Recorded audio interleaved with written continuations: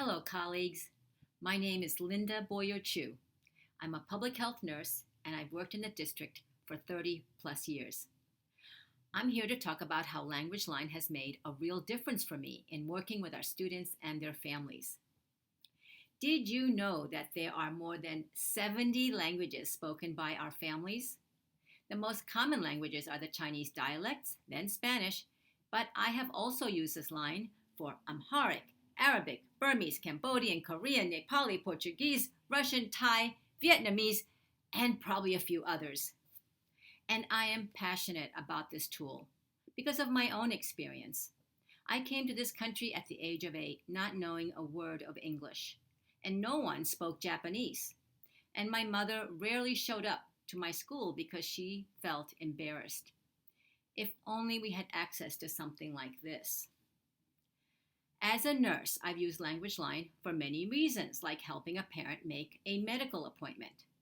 I've also used it when a student has a serious condition, such as cancer or sickle cell disease, to help them through the 504 process.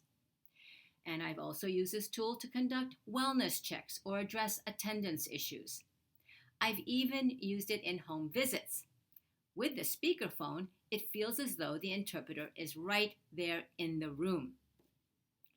Before having this tool, sometimes we would resort to using a family member to interpret, which led to miscommunication and loss of confidentiality.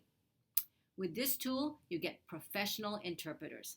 They thoroughly interpret what's being said. They do not inject their own opinions, nor do they summarize, and they adhere to confidentiality laws.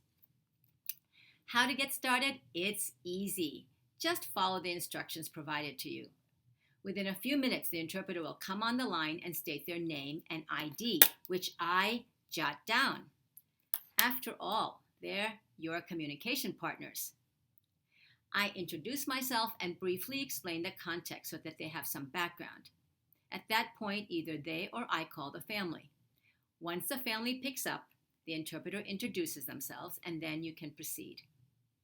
I speak just a few sentences at a time so that the interpreter can keep up and keep the parent informed.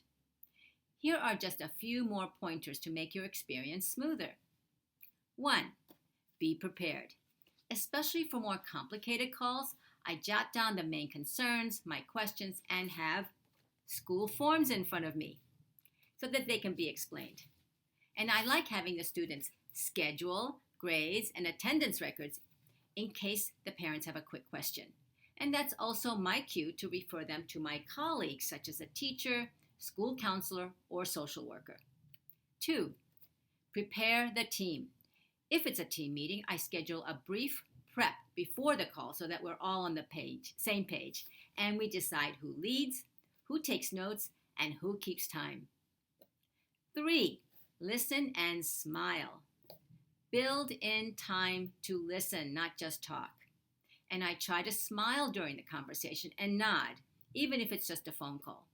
We all know from experience that the affective stuff can be just as important as the spoken words. 4. When in doubt about a family's English level, use this tool.